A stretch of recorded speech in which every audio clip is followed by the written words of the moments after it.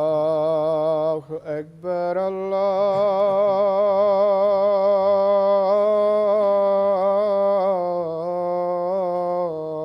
الله أكبر الله أكبر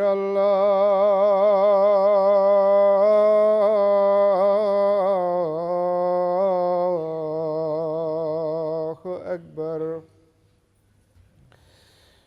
أشهد أن لا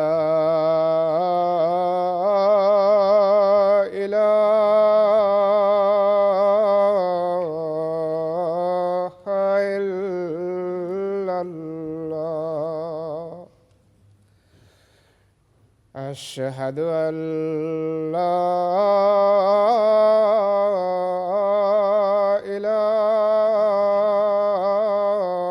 إله إلا الله أشهد أن محمدًا رسول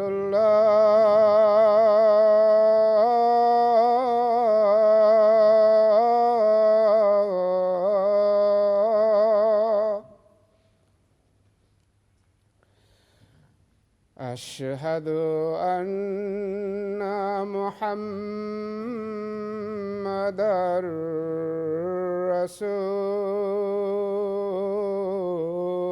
رسول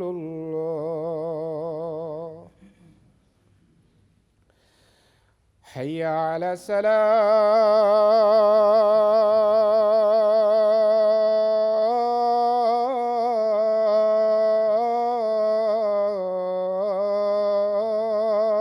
الصلاة حي على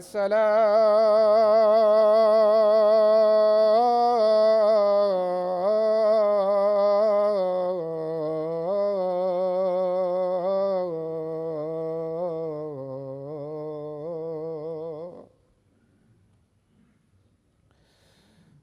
حي على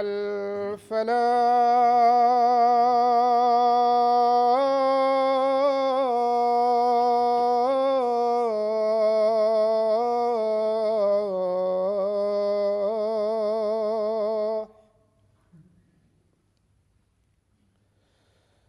حي على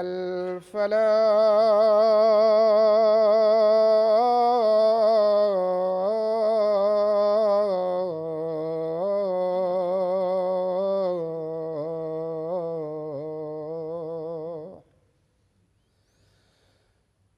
الله أكبر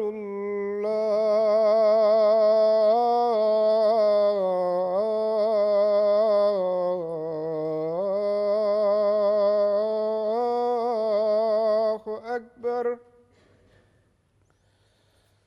لا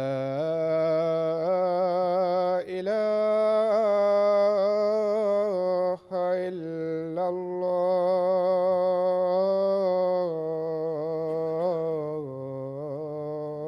الله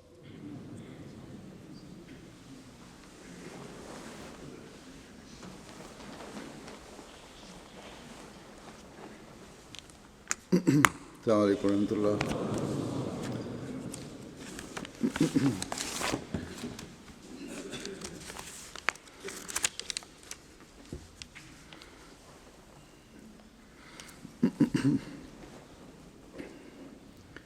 أشهد أن لا إله إلا الله وحده لا شريك له وأشهد أن محمدًا عبده ورسوله أما بعد فأعوذ بالله من الشيطان الرجيم بسم الله الرحمن الرحيم الحمد لله رب العالمين الرحمن الرحيم مالك يوم الدين إياك نعبد وإياك نستعين اهدنا الصراط المستقيم صراط الذين أنعمت عليهم غير المغضوب عليهم ولا الضالين.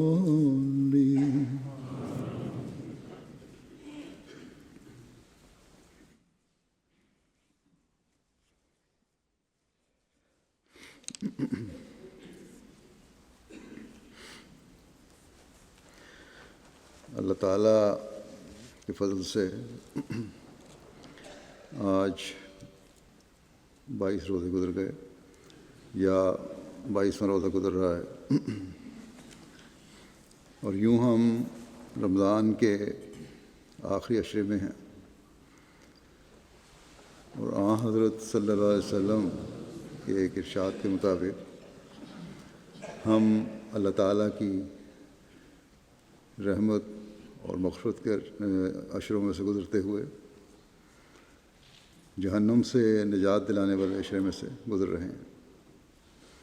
بس یہ اللہ تعالیٰ کا بہت احسان ہے کہ اس نے ہمیں یہ موقع نصیب فرمایا، لیکن ایک مومن جس کو اللہ تعالیٰ پر ایمان ہے اور اس کا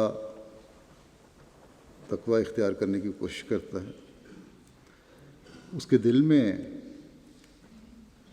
اللہ تعالیٰ کا خوف بھرا ہوا ہے، وہ صرف اس بات پر خوش نہیں ہو سکتا کہ یہ دن یا عشرے جو اللہ تعالیٰ نے میسر فرمائے میری نجات کا سامان بن گئے۔ یہ دن بے شک رحمت، مغفرت اور جہنم سے نجات کے دن ہیں، لیکن کیا ہم نے ان دنوں کے فیض سے فیض بھی پایا ہے؟ اللہ تعالیٰ اور اس کے رسول کے احکامات اور ارشادات بغیر کسی شرط کے نہیں ہوا کرتے، ان کے ساتھ بعض شرائط ہوتی ہیں۔ بس ان دنوں کی رحمت سے فیض پانے کے لیے بھی کچھ شرائط ہیں، اور ان دنوں میں اللہ تعالیٰ کی مغفرت سے حصہ لینے کی بھی کچھ شرائط ہے، اور جہنم سے نجات کے لیے بھی کچھ شرائط کا پابند ہونا ضروری ہے۔ بس ہمیں ان چیزوں سے فیض پانے کے لیے ان باتوں کی تلاش کی ضرورت ہے جن سے ہم اللہ تعالیٰ کو راضی کرتے ہوئے اس کے فضلوں کے مورد بنیں۔ اللہ تعالیٰ کی رحمت کے بارے میں بعض مفسرین 2 قسمیں بیان کرتے ہیں۔ ایک قسم تو رحمت کی یہ ہے جو اللہ تعالیٰ کی طرف سے بطور احسان کے ہوتی ہے، انسان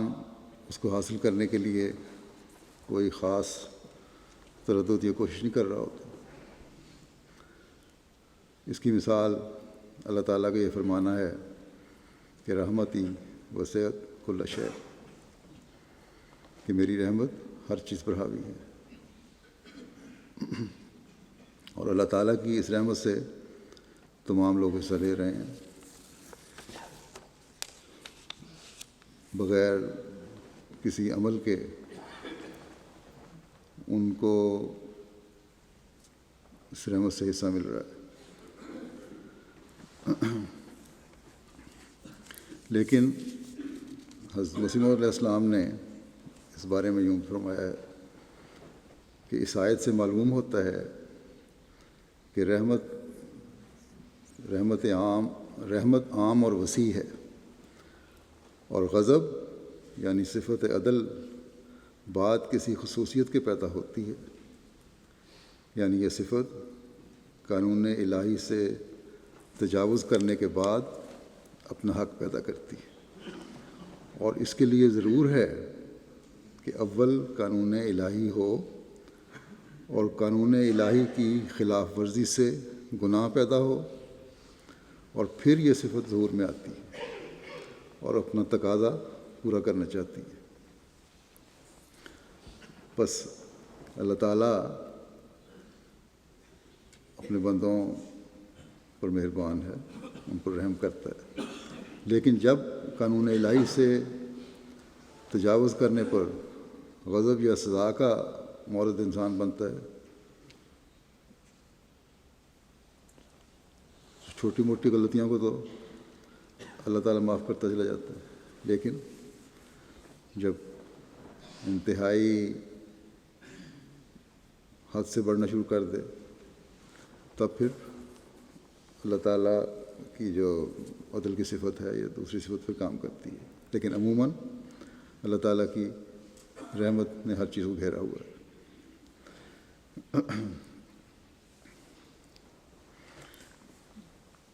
لیکن بعض دفعہ عدل کا یا قانون الہی کو توڑنے کا تقاضا ہوتا ہے کہ سزا ملے، لیکن اللہ تعالیٰ پھر بھی رحم کرتے ہوئے بخش دیتا ہے۔ لیکن یاد رکھنا چاہیے کہ یہ کیفیت مومنوں کے لیے نہیں ہے، جو حقیقی مومن ہیں ان کا مقام کچھ اور ہے۔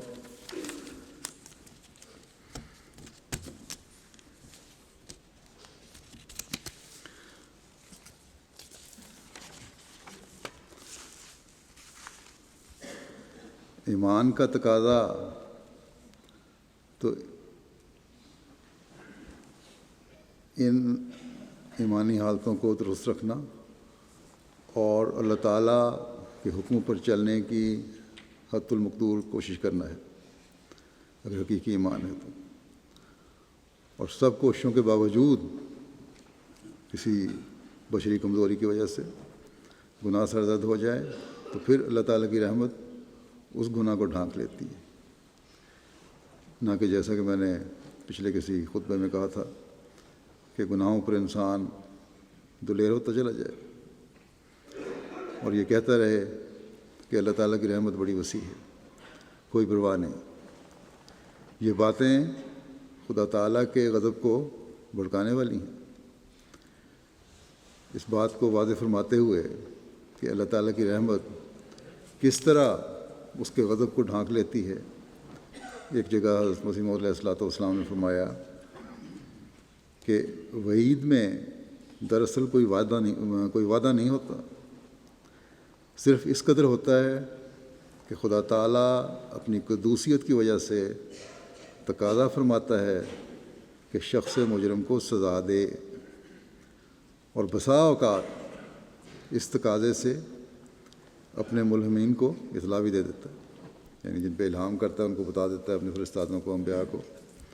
کہ فلاں شخص دلیر ہوتا جا رہا ہے، اس کو میں سزا دینے والا ہوں۔ لیکن پھر کیا صورت ہوتی ہے؟ پھر جب شخص مجرم توبہ اور استغفار اور تضرع اور زاری سے اس تقاضے کا حق پورا کر دیتا ہے تو رحمت الہی کا تقاضا غضب کے تقاضے پر سبقت لے جاتا ہے، بعض دفعہ اطلاع بھی ہو جاتی ہے، سزا بھی مل جاتی ہے، مقدر ہو جاتی ہے، فیصلہ ہو جاتا ہے۔ لیکن اگر وہ شخص جس کے بارے میں فیصلہ ہوا ہے توبہ کر رہا ہے، استغفار کر رہا ہے، تو پھر سزا سے بچ بھی سکتا ہے۔ تو فرمایا کہ تو رحمت الہی کا تقاضا غضب کے تقاضے پر سبقت لے جاتا ہے اور اس غضب کو اپنے اندر محجوب و مستور کر دیتا ہے، اسے چھپا دیتا ہے، اس پر پردہ ڈال دیتا ہے، معاف کر دیتا ہے اللہ تعالیٰ۔ یہی معنی اس آیت کے کہ عذابی اصیبو بہی من اشاء و رحمتی وسعت کل شیء، یعنی رحمتی سبقت غضبی، رحمت اللہ تعالیٰ کی رحمت، اللہ تعالیٰ فرماتا ہے کہ میری رحمت غضب پر حاوی ہو گئی۔ پس مجرموں کو بھی ان کے توبہ استغفار سے اللہ تعالیٰ بخشتا ہے، جو بہت بڑے ہوئے ہوتے ہیں، جن کے لیے مقدر ہو جاتی ہے سزا، ان کو بھی بخش دیتا ہے۔ آپ نے فرمایا کہ ایسے مجرموں کو بھی جن پر عذاب لازم ہو گیا، جب وہ زاری کریں تو اللہ تعالیٰ بخش دیتا ہے، بلکہ بعض پر عذاب کی اپنے فرستادوں کو خبر بھی دے دیتا ہے، جیسا کہ میں نے کہا، لیکن پھر بھی مجرم کی زاری جو ہے، اس کا تضرع ہے، اس کا رونا پیٹنا ہے، استغفار کرنا ہے، اللہ تعالیٰ کی رحمت کو کھینچ لیتا ہے۔ تو بہرحال مومن کا یہ مقام نہیں ہے کہ پہلے قانون الہی سے بغاوت کرے اور پھر آوازاری کرے اور پھر رحمت تلاش کرے۔ مومنوں کے بارے میں دوسری مثال ہے۔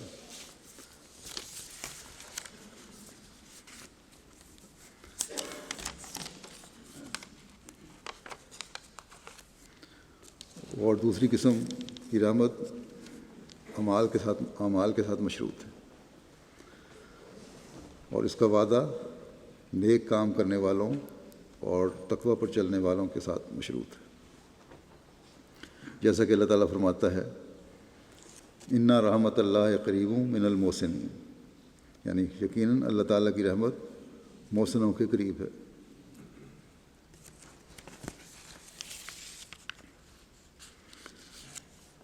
محسن کے معنی ہیں جو دوسروں سے نیک سلوک کرے، تقوی پر چلنے والا ہو، علم رکھنے والا ہو، تمام شرائط کے ساتھ کام کو پورا کرنے والا ہو جو اللہ تعالیٰ کی طرف سے دیے گئے ہیں۔ بس اللہ تعالیٰ فرماتا ہے کہ اللہ تعالیٰ کی رحمت ان لوگوں کے قریب ہے جو اللہ تعالیٰ کو اپنے گناہوں کی سزا کے خوف سے جان بوجھ کر گناہ کرنے والے نہیں ہیں، جو اللہ تعالیٰ سے اس لیے نہیں کو ہمیشہ پکارتے رہتے ہیں اور اس کی یاد دل میں رکھتے ہیں اپنے گناہوں کی سزا کے خوف سے۔ وہ لوگ جو جان بوجھ کر گناہ کرنے والے نہیں ہیں، بلکہ انجانے میں اگر کوئی گناہ سرزد ہو گیا ہے تو اللہ تعالیٰ کو اس کا تقوی اختیار کرتے ہوئے پکارتے ہیں، تو پھر اللہ تعالیٰ کی رحمت ان پر نازل ہوتی ہے، ان کی دعائیں قبول ہوتی ہیں۔ یہ اللہ تعالیٰ کی خاص رحمت ہے کہ وہ دعائیں قبول فرماتا ہے، کوئی اس پر زبردستی تو نہیں ہے، نہ کوئی کر سکتا ہے کہ ضرور بے ضرور اس نے ہماری دعائیں قبول کرنی ہیں۔ اور اللہ تعالیٰ کا رحم اللہ تعالیٰ فرماتا ہے کہ محسنین کے ساتھ ہے، ان لوگوں کے ساتھ ہے، ان پر ہوتا ہے جو تقوی پر چلتے ہوئے اپنی زندگیاں گزارنے والے ہوں، ان لوگوں کے ساتھ ہے جو دوسروں سے نیکیاں کرنے والے اور ان کے حق ادا کرنے والے ہوں۔ بس اگر دعائیں قبول کروانی ہیں تو پھر محسن بننا ضروری ہے، اور محسن کے ان معنوں کو اپنے سامنے رکھتے ہوئے محسن بننا ضروری ہے۔ بس یہ کوئی معمولی بات نہیں ہے، عام نیکیاں کر کے انسان محسن نہیں بن سکتا، بلکہ یہ مقام حاصل کرنے کے لیے اپنے اعمال کو اعلیٰ معیاروں تک لے جانا ضروری ہے۔ حضرت صلی اللہ علیہ وسلم نے جو محسن کی تعریف فرمائی ہے، اس کو اگر انسان دیکھے تو خوف سے پریشان ہو جاتا ہے کہ کیا ہماری عبادتوں کی یہ حالت ہوتی ہے؟ ہر کام کرتے ہوئے جو بھی ہم کام کر رہے ہیں ہماری یہ حالت ہوتی ہے؟ جو تعریف آن صلی اللہ علیہ وسلم نے فرمائی ہے، اور وہ کیا ہے؟ آپ صلی اللہ علیہ وسلم نے فرمایا کہ محسن وہ ہے جو ہر نیک کام کرتے ہوئے یہ دیکھے کہ وہ خدا تعالیٰ کو دیکھ رہا ہے.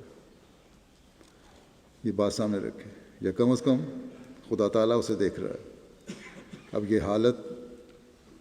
ہماری عبادتوں کی بھی ہو اور ہمارے دوسرے کام سر انجام دیتے وقت بھی ہو تو کبھی غلط کام ہو ہی نہیں سکتا. کبھی تقویٰ سے ہم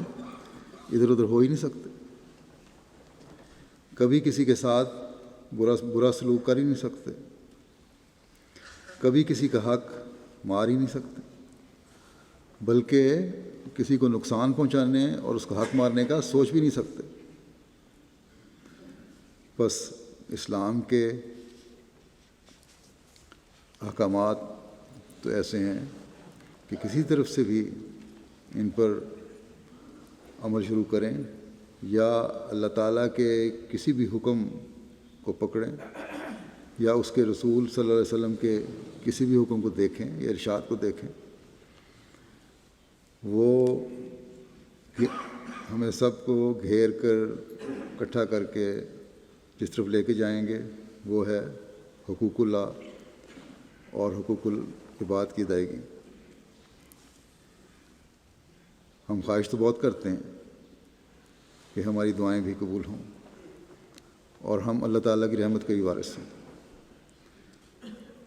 اور اس کے مورد بنیں، لیکن ان کے حصول کے لیے ہم اس مقام کو حاصل کرنے کی کوشش نہیں کرتے، یا اکثریت ہم ایسے نہیں کرتی جو، یا باقاعدگی سے ہم کوشش نہیں کرتے جو ایک مومن کو کرنی چاہیے. ہم اس بات پر تو خوش ہو جاتے ہیں کہ اللہ تعالیٰ کی رحمت کے عشرے میں سے ہم گزرے، لیکن ہم یہ نہیں سوچتے کہ اس رحمت کے حصول کے لیے ہم نے کیا کیا یا ہمیں کیا کرنا چاہیے تھا. کیا ہم ان گناہ گاروں اور جرائم پیشہ کی طرح رہے جو وقتی آہوازاری کر کے اللہ تعالیٰ کی رحمت کو حاصل کر کے اس سزا سے بچ گئے جو کسی کو کسی خاص جرم کی وجہ سے ملنی تھی یا بعض جرائم کی وجہ سے ملنی تھی، یا ہم محسنین میں شمار ہو کر اپنی زندگیوں کو اس طرح ڈھالنے والے بننے کی کوشش کر رہے ہیں جو تقویٰ پر ہمیشہ قائم رہنے کا عہد کرتے ہیں، جو دوسروں کے ساتھ نیکیاں بجا لانے کا ہمیشہ عہد کرتے ہیں، جو رمضان کو اپنے اندر پاک تبدیلیاں پیدا کرنے کا مستقل ذریعہ بنانے کی کوشش کرتے ہیں اور بناتے ہیں. بس اس رحمت کو جذب کرنے کی ہمیں کوشش کی ضرورت ہے اور کوشش کرنی چاہیے، جو ہمیشہ ہمارے ساتھ رہے، نہ کہ عارضی اور وقتی طور پر سزا سے بچا لے اور پھر وقت گزرنے کے ساتھ ہم پہلی حالت میں آ جائیں. اس ایک لفظ رحمت میں حضرت صلی اللہ علیہ وسلم نے ہماری زندگی کے لیے لاہے عمل کا ایک خزانہ عطا فرما دیا کہ اس رحمت کی تلاش کرو پہلے 10 دن میں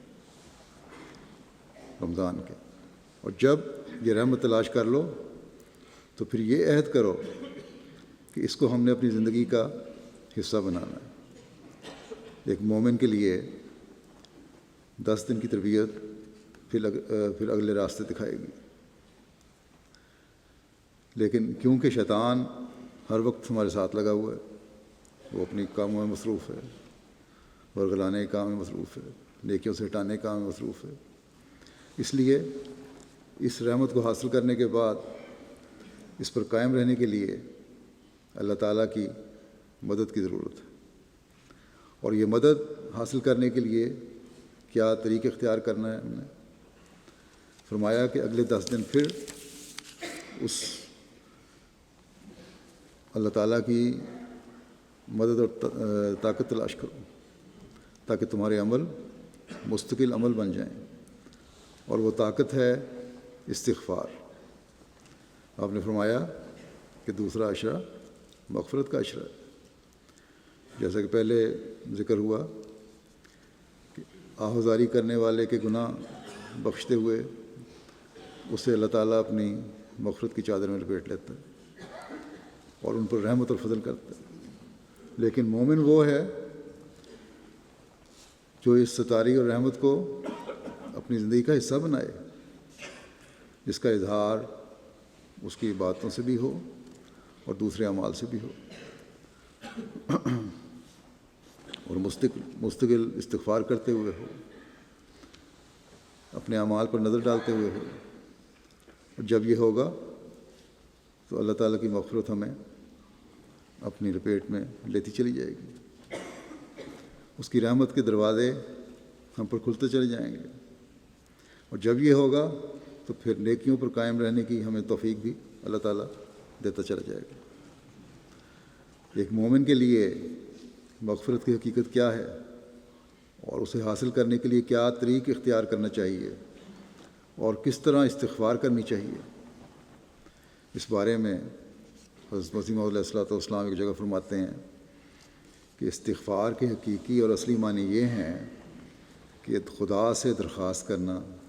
کہ بشریت کی کوئی کمزوری ظاہر نہ ہو اور خدا فطرت کو اپنی طاقت کا سہارا دے اور اپنی حمایت اور نصرت کے حلقے کے اندر لے لے. یہ لفظ غفر سے لیا گیا ہے جو ڈھانکنے کو کہتے ہیں. اس کے یہ معنی ہیں کہ خدا اپنی قوت کے ساتھ شخص مستغفر کی فطرتی کمزوری کو ڈھانک لے. جو استغفار کرنے والا ہے اس کی جو کمزوریاں ہیں فطرتی ان کو ڈھانک لے، اور مستقل استغفار سے پھر اللہ تعالیٰ وہ ڈھانک بھی لیتا ہے. فرمایا کہ اصل اور حقیقی معنی یہی ہیں کہ خدا اپنی خدائی کی طاقت کے ساتھ مستغفر کو جو استغفار کرتا ہے فطرتی کمزوری سے بچاوے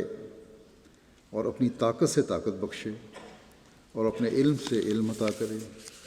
اور اپنی روشنی سے روشنی دے، کیونکہ خدا انسان کو پیدا کر کے اس سے الگ نہیں ہوا، بلکہ وہ جیسا انسان کا خالق ہے اور اس کے تمام قوا اندرونی اور بیرونی کا پیدا کرنے والا ہے، ویسا ہی انسان کا قیوم بھی ہے. یعنی جو کچھ بنایا ہے اس کو خاص اپنے سہارے سے محفوظ رکھنے والا ہے. یعنی اللہ تعالیٰ نے جو کچھ پیدا کیا اور جس طرح بنایا اس کو اپنے خاص سہارے سے محفوظ رکھنے والا بھی ہے، قیوم بھی ہے وہ. بس جب خدا کا نام قیوم بھی ہے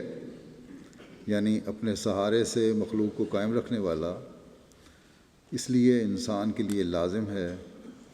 جیسا کہ وہ خدا کی خالقیت سے پیدا ہوا ہے ایسا ہی وہ اپنی پیدائش کے نقش کو خدا کی قیومیت کے ذریعے بگڑنے سے بچاوے. بس انسان کے لیے ایک طبی ضرورت تھی جس کے لیے استغفار کی ہدایت ہے. اس بگڑنے سے بچانے کے لیے، اللہ تعالیٰ کی قیومیت سے حصہ لینے کے لیے، اپنی روحانی حالتوں کو ہمیشہ قائم رکھنے کے لیے کیا کرنا چاہیے؟ اللہ تعالیٰ نے فرمایا کہ استغفار کرو. بس رمضان میں جو ہمیں مغفرت کی طرف توجہ دلائی گئی ہے تو اس روح کو سامنے رکھنے کی طرف توجہ دلائی گئی ہے کہ استغفار کرو، اللہ تعالیٰ سے مغفرت طلب کرو، اس کی رحمت سے اگر مستقل حصہ لینا ہے. کہ خدا تعالیٰ جو ان دنوں میں خاص مہربان ہوتا ہے، اپنے بندوں پر اس کی رحمت کے دونوں فیض جاری ہیں. ایک عام فیض جس سے مومن اور غیر مومن سب حصہ لیتے ہیں، اور ایک خاص فیض جو محسنین کے ساتھ مخصوص ہے، اس سے بھی ہم حصہ لینے والے ہیں. کہ اس فیض سے حصہ لینے کے لیے جو محسنین سے مخصوص ہے، نیکیوں کے بجا لانے کے لیے طاقت پکڑنے کی جہاں کوشش ایک مومن کرے، وہاں استغفار سے اللہ تعالیٰ کی روشنی سے روشنی لے اور اللہ تعالیٰ کی طاقت سے طاقت پکڑے، تاکہ کبھی اللہ تعالیٰ کی روشنی سے محروم ہو کر اندھیروں میں نہ بھٹکنے لگے، یا اللہ تعالیٰ کی طاقت سے بے فیض ہو کر شیطان کی جھولی میں نہ جا گرے، کیونکہ اگر اللہ تعالیٰ کی طاقت نہ ساتھ ہو تو شیطان کے حملے بڑے سخت ہیں، وہ فوراً اپنی لپیٹ میں لے لیتا ہے۔ اس لیے استغفار کرنا بہت ضروری ہے تاکہ اللہ تعالیٰ سے طاقت پکڑے انسان اور شیطان سے ہمیشہ بچا رہے۔ بس فرمایا کہ انسان فطرتاً کمزور ہے، اور اس کمزوری سے بچنے اور اللہ تعالیٰ کی طاقت سے طاقت لینے کے لیے استغفار ضروری ہے۔ حضرت مسیح علیہ السلام نے فرمایا کہ انسان کو اپنی نیکیوں پر قائم رہنے کے لیے اللہ تعالیٰ کے فضلوں اور رحمتوں کو اپنے پر ہمیشہ قائم رکھنے کے لیے اللہ تعالیٰ کے سہارے کی ضرورت ہے، اس کے بغیر ہم کچھ نہیں کر سکتے۔ اور اللہ تعالیٰ نے اپنے نام قیوم رکھ کر اس طرف ہمیں توجہ دلائی ہے، اس کی یہ صفت ہے کہ نیکیوں کو جاری رکھنے کے لیے اور اللہ تعالیٰ کی رحمت اور مغفرت سے ہمیشہ حصہ لینے کے لیے اللہ تعالیٰ کے سہارے کی ضرورت ہے۔ یہ اللہ تعالیٰ کی صفت قیومیت ہی بتا رہی ہے کہ تم نے اگر ہمیشہ کسی چیز کو جاری رکھنا ہے، قائم رکھنا ہے، تو میں بہرحال میرے سہارے کی ضرورت ہے، میری طرف آؤ۔ بس اس سہارے کو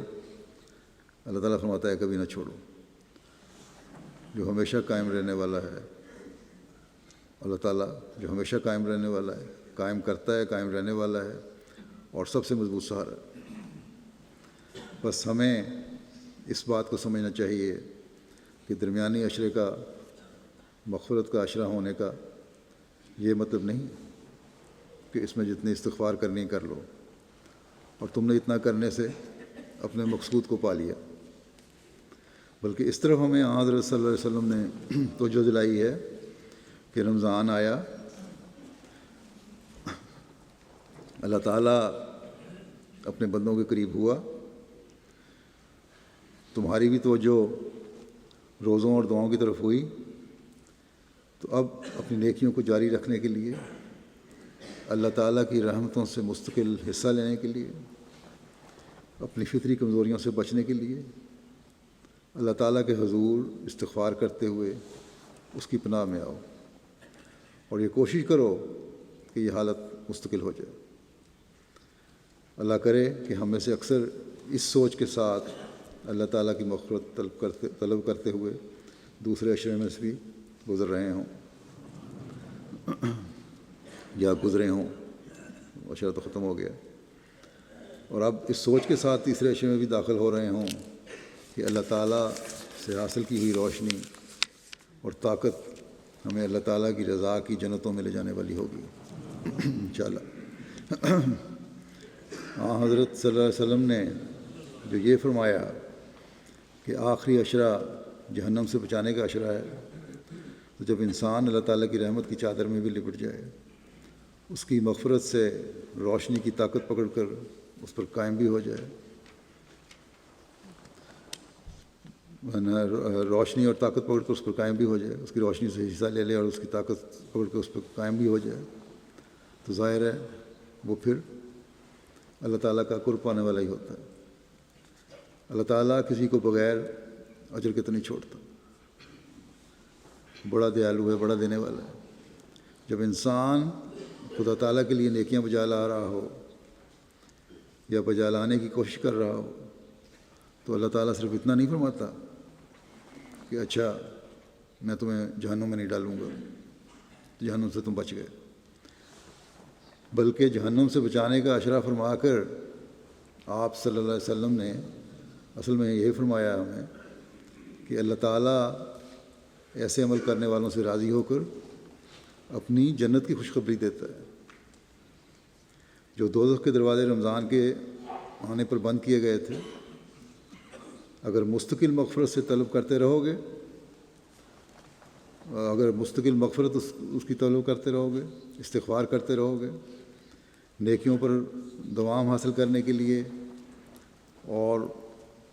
ان پر قائم رہنے کے لیے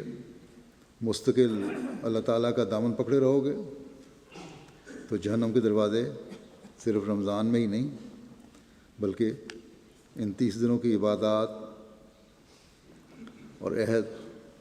اور حقوق کی ادائیگی اور توبہ اور استغفار کی مستقل عادت جہنم کے دروازے ہمیشہ کے لیے بند کر دے گی۔ جنت اور جہنم کی حقیقت کے بارے میں حضرت مسیح علیہ السلام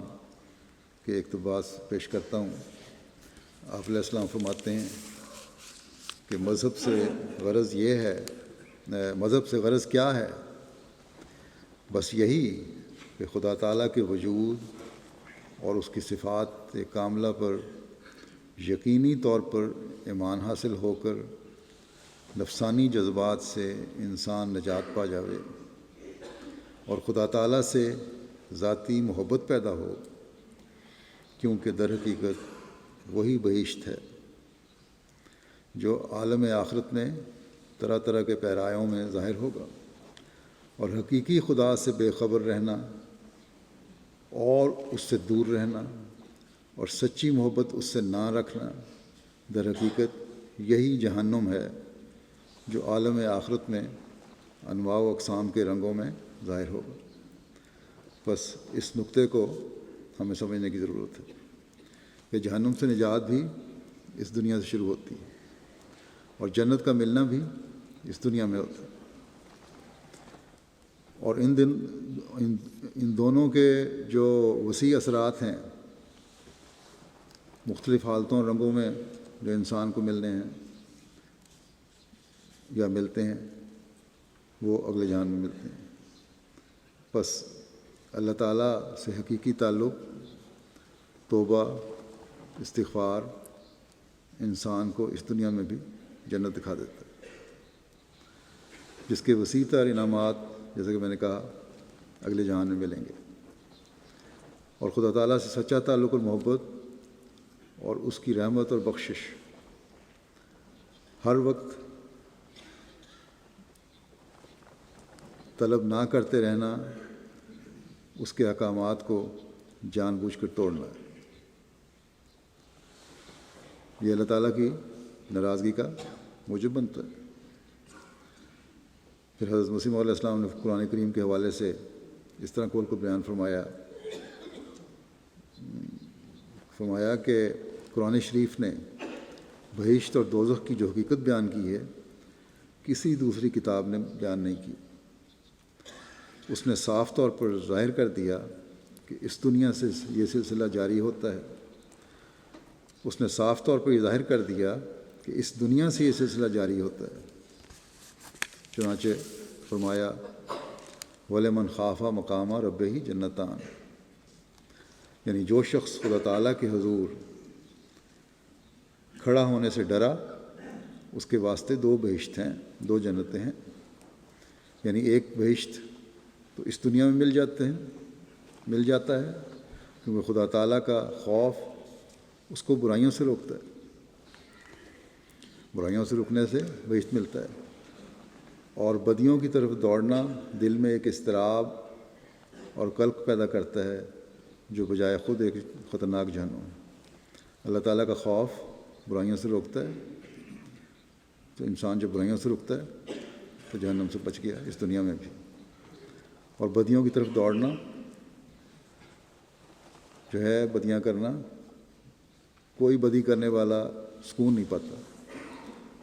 کہیں نہ کہیں اس کو اضطراب رہتا ہے، کوئی بے چینی رہتی ہے، اور وہ یہ حالت جو ہے انسان کی بدیاں کرنے کے بعد یہ خود ایک جہنم ہے۔ فرمایا لیکن جو شخص خدا کا خوف کھاتا ہے تو وہ بدیوں سے پرہیز کر کے اس عذاب اور درد سے تو دم نقد بچ جاتا ہے، وہ تو فوری طور پر بچ گیا جو خدا تعالیٰ کا خوف کرنے والا ہے۔ جو شہوات اور جذبات نفسانی کی غلامی اور اسیری سے پیدا ہوتا ہے، یعنی اپنے جذبات کو دبانے سے، جذبات شہوانی سے اور جذبات نفسانی سے انسان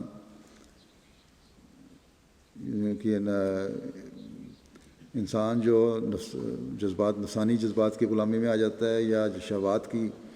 کا اسیر بن جاتا ہے، اگر اللہ تعالیٰ کا خوف ہو تو اس سے بچ جاتا ہے۔ پھر فرمایا کہ اور وفاداری اور خدا کی طرف جھکنے میں ترقی کرتا ہے۔ پھر انسان جب ان چیزوں سے بچے گا تو خدا تعالیٰ کی طرف جھکنے میں ترقی کرے گا، جس سے ایک لذت اور سرور اسے دیا جاتا ہے، اور یوں بہشتی زندگی اس دنیا سے اس کے لیے شروع ہو جاتی ہے۔ بس اس دنیا کی بہشتی زندگی یا اگلے جہان کی بہشت کے حصول کی کوشش اور جہنم سے بچنا کس طرح ہے اور کیا ہے، یہی آپ نے فرمایا کہ قرآن کریم کے ارشاد کے مطابق جہنم سے بچنا اور جنت کا حصول صرف اخروی جنت اور جہنم نہیں ہے، بلکہ اس دنیا کی بھی جنت اور جہنم ہے۔ اور اس صورت میں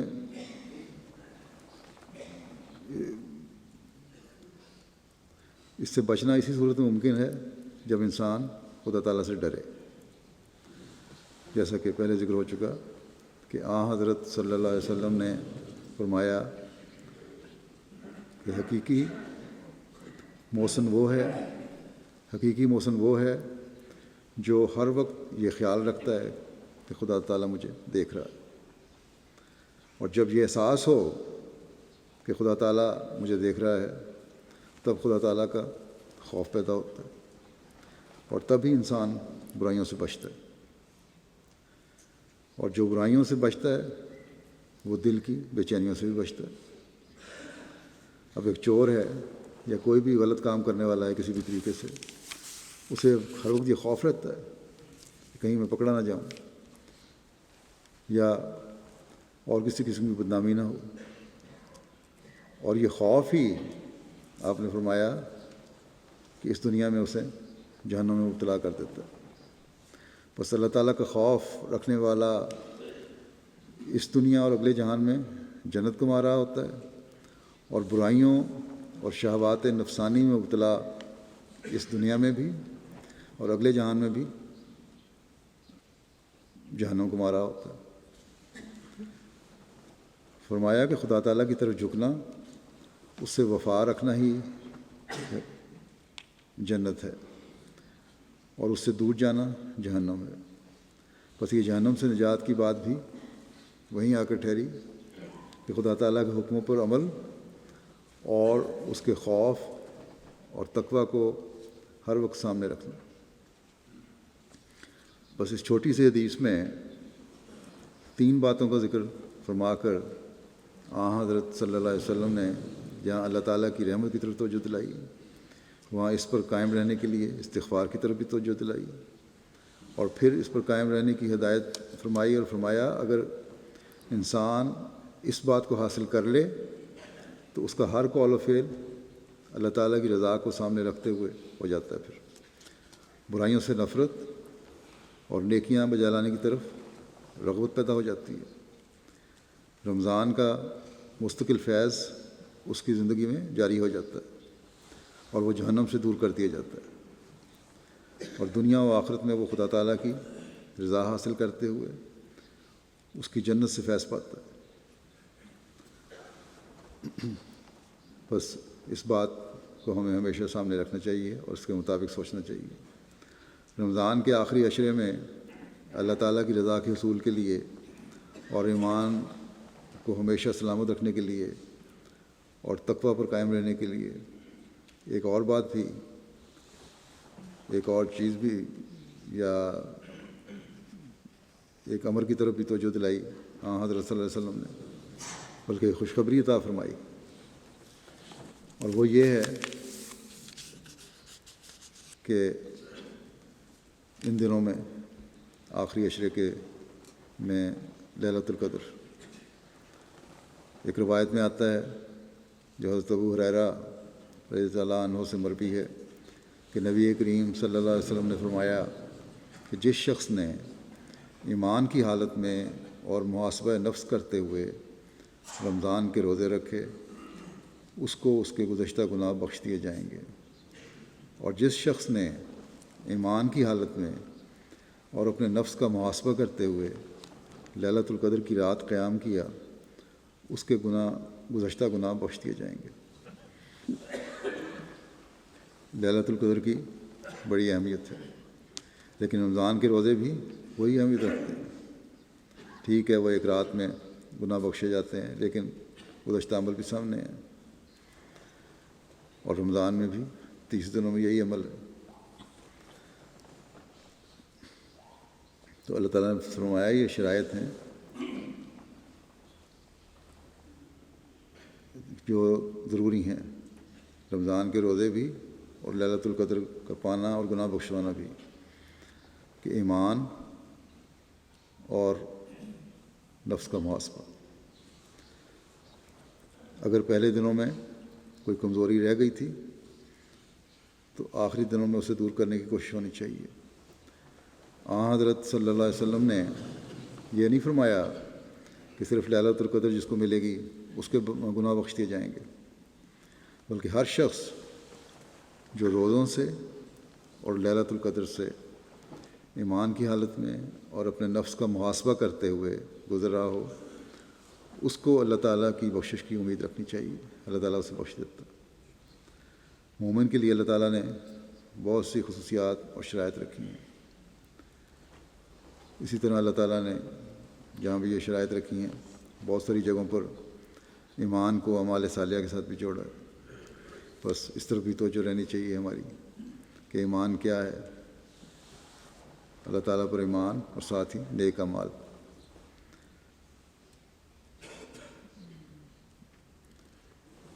اللہ تعالیٰ نے بہت سی قرآن کریم میں نشانیاں بتائی ہیں مومنوں کے لیے۔ ایک مثلا یہ نشانی بتائی کہ انما المؤمنون الذین اذا ذکر اللہ وجلت قلوبہم،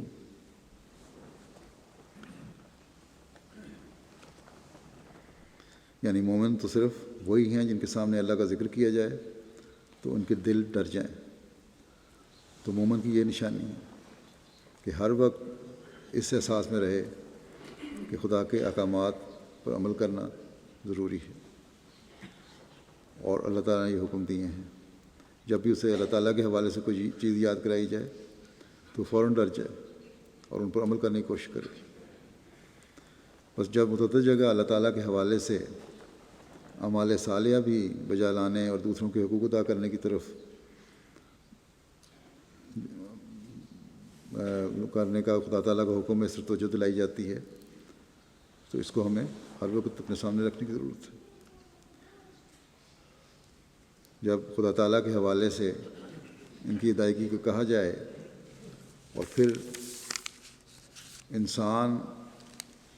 ان کی ادائیگی کی طرف توجہ نہ دے، تو کیا وہ اس آیت کے تحت مومن کے زمرے میں آتا ہے،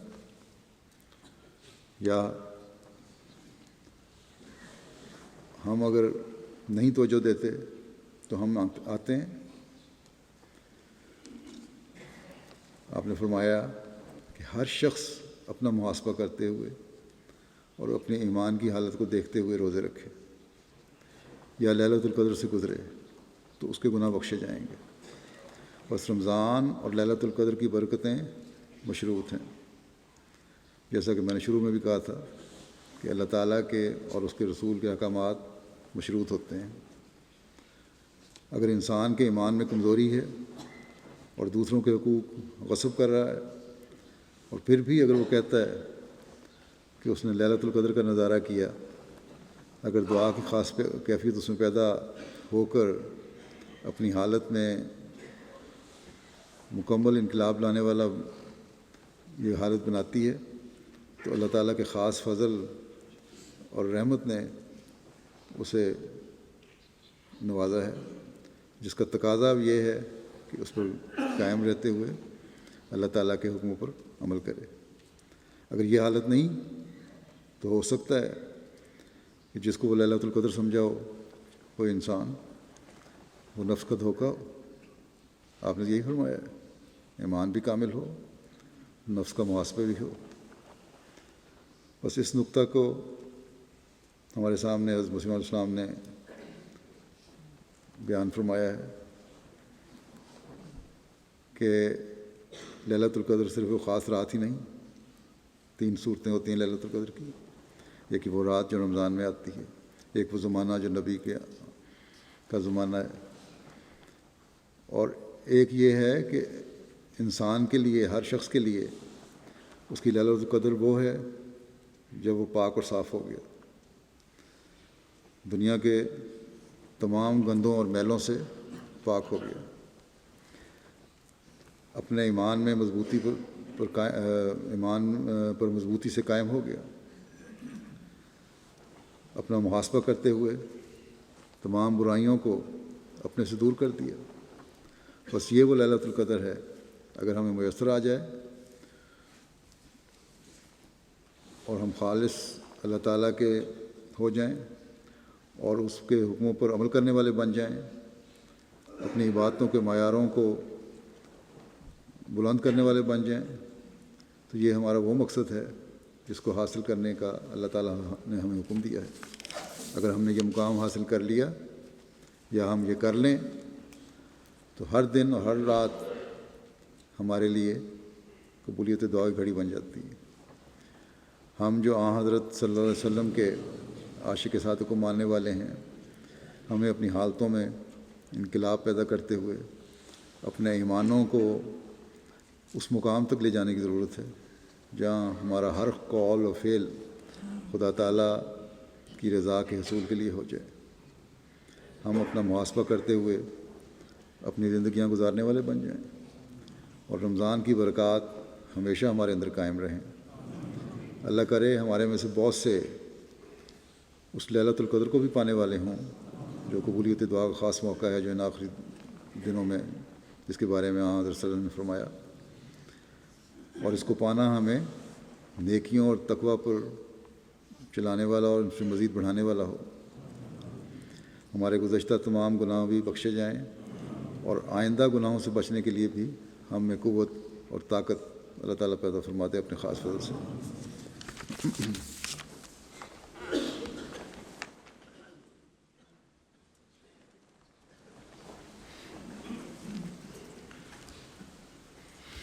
الحمد